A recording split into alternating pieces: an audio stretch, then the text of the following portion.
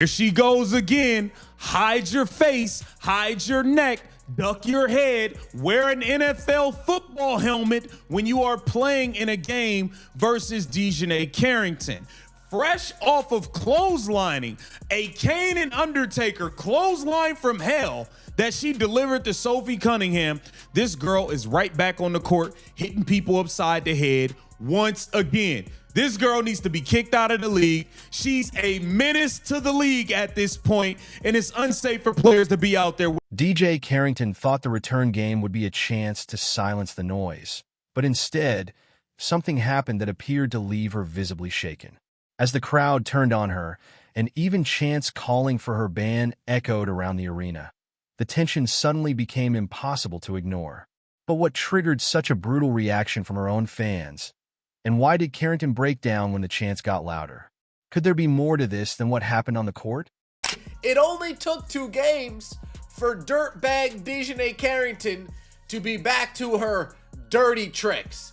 Djonai Carrington balled out her first game back. Ooh, under the legs. Whoa, between the legs. Wow, behind the back. I've never seen this type of play before in the WNBA. This is incredible.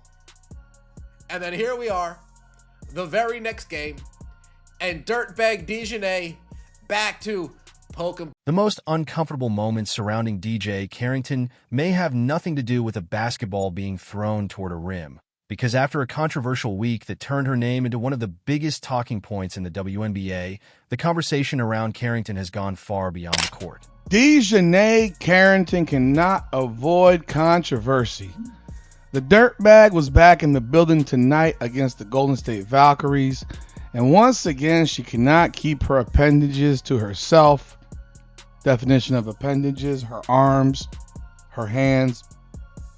She finds a way to always use them to inflict pain on others, and she's just, quite frankly, a reckless basketball. What was supposed to be another chapter in her return to the floor has instead become a storm of criticism, angry reactions, and questions about whether the relationship between Carrington and some basketball fans has reached a breaking point.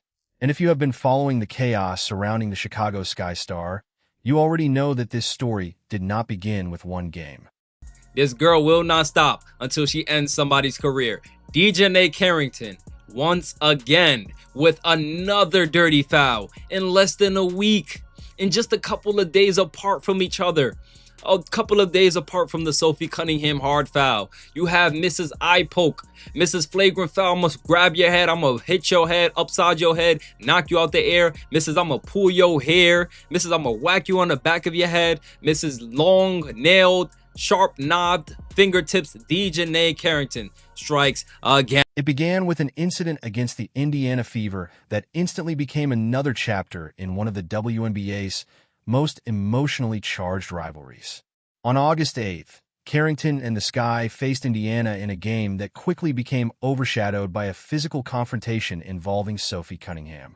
Carrington was ejected after the league ruled the play a flagrant 2, and the incident immediately exploded online.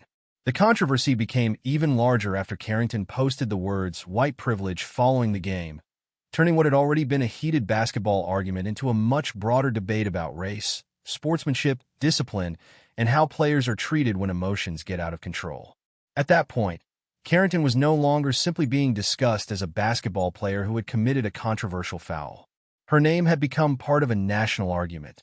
Before the current controversy, Carrington had built her reputation on toughness, intensity, and the kind of defensive pressure that coaches generally love and offensive players generally find extremely irritating. It's the gift that keeps on giving, the lunacy, the absolute hypocrisy of the WNBA. It never ends, and I don't think it's ever going to be. You didn't expect that, did you? Of course you did. We see it every single day.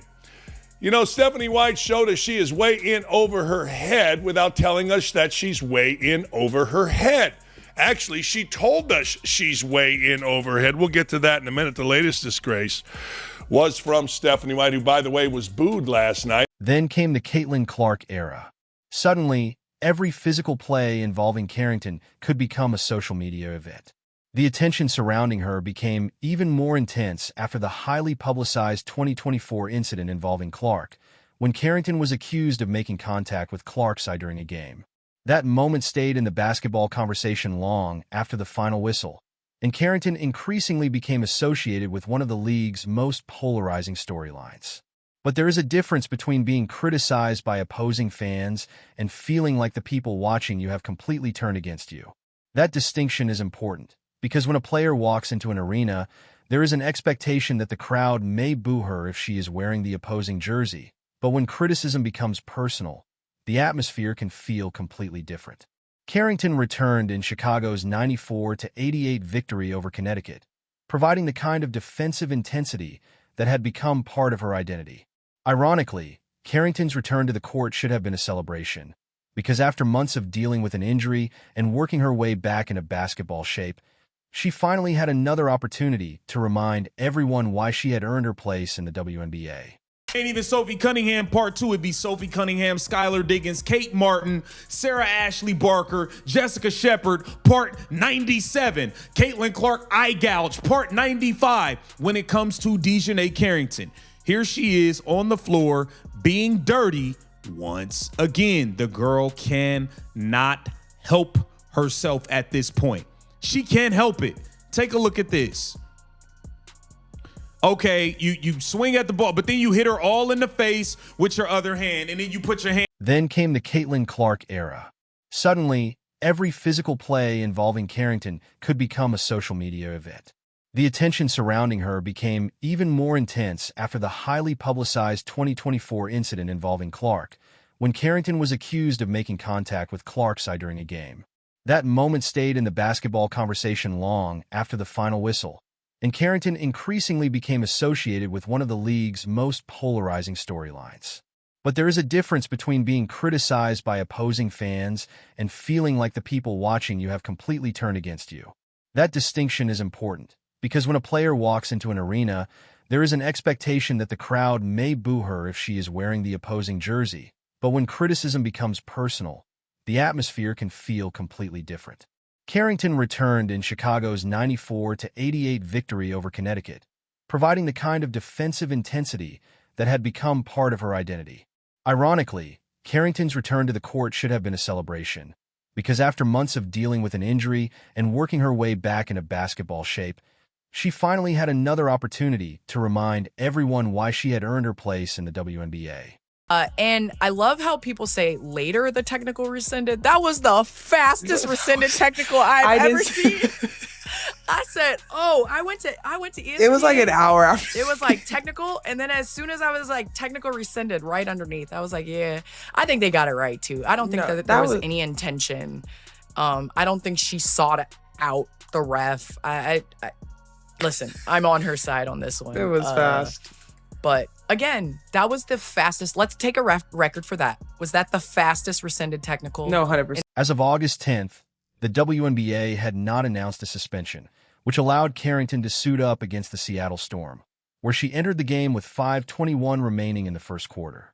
That decision created another layer of controversy, because critics interpreted the absence of an immediate suspension as evidence that the league was not treating the incident seriously enough, while Carrington supporters believed the backlash had already gone far beyond reasonable criticism.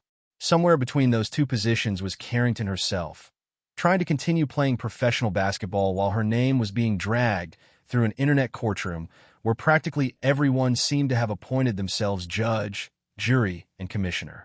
The problem with an internet courtroom, of course, is that the verdict usually arrives before anyone bothers to read the evidence. Then came the fan reaction, and this is where the story becomes particularly complicated. There is credible reporting about Carrington's ejection, the backlash surrounding the incident, her social media activity, and the intense debate among WNBA fans, but the specific claim that her own fans collectively chanted "ban her," and that Carrington literally broke down because of those chants should not be treated as confirmed without reliable footage or reporting establishing that exact sequence. Djonai with another signature move yet again versus the Valks tonight. And then she put both hands up. Damn. What is she doing with her left hand? Look at her left hand. Just boom. Let me just poke you in the eye real quick. What is this goofball, uncoordinated individual doing, poking somebody in the eye with their hands up? Hands up. Dude, this is so bad. hands up, swipe for the ball with our right hand while poking the player in the left. That distinction matters because the reality is already dramatic enough without adding details that cannot be verified. Carrington does not need an invented breakdown to explain why the situation could become emotionally exhausting for any professional athlete. Imagine spending years trying to establish yourself at the highest level of your sport, only to reach a point where a growing portion of the public seems more interested in your controversies than your actual basketball. Every foul becomes evidence. Every reaction becomes evidence. Every social media post becomes evidence. And every mistake becomes another episode in a story that refuses to end.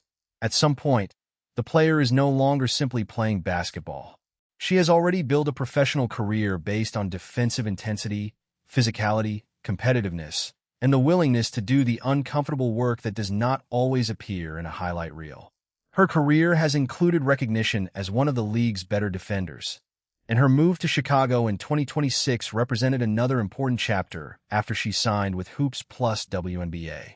That is why reducing her entire career to one controversial incident misses the larger picture.